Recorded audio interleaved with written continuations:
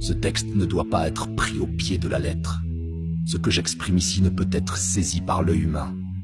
Je parle d'un lieu, d'un état, d'une vibration. Et les mots sont trop denses, trop lourds pour porter ce qui est léger, ce qui est vivant. N'écoutez pas mes mots, écoutez leur tremblement, le retournement. Je commence par dire ceci. Ce que je dis est faux, donc c'est vrai. Et ce que je dis est vrai, donc c'est faux. Ce n'est ni un jeu d'esprit, ni un piège de mots.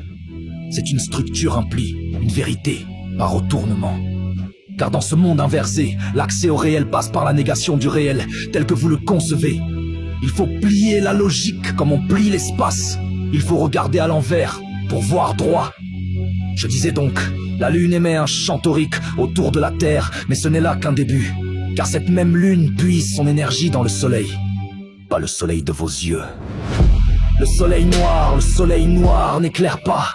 Il absorbe, il engloutit, il conserve, il collecte tout, les mémoires, les achèques mentales, les créations, les erreurs. Depuis le début de cet univers, il avale la lumière, par besoin, car il est vide. Et tout ce que l'homme produit, en lumière, en énergie, est récupéré par la lune comme pont, comme médiatrice entre la terre et le soleil noir. Mais il faut dire cela aussi, la terre n'est pas une planète. Pas au sens matériel du terme, dans l'éthérique, elle redevenait ce qu'elle fut toujours, un point de contact avec l'infini. Un nœud vivant, ce point, ce cœur fut ponctionné par une machinerie, un dispositif si avancé que vos esprits refusent même son existence. Un mécanisme qui par effet de ventouse énergétique a ralenti la lumière, a vidé la vibration, a fait tomber une dimension. Et ce qui vibrait, s'est figé, ce qui reliait, s'est isolé.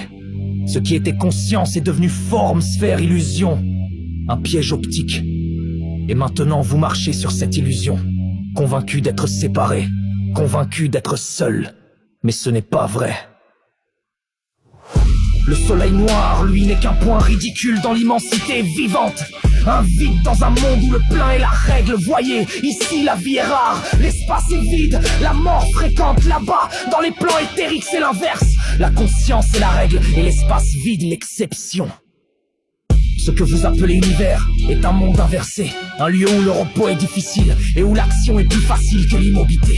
Pour un être éthérique, pénétrer ce monde demande un effort titanesque, car ce monde est un trou noir de conscience et pourtant, nous n'y sommes pas vraiment. C'est une illusion de densité, une illusion de séparation.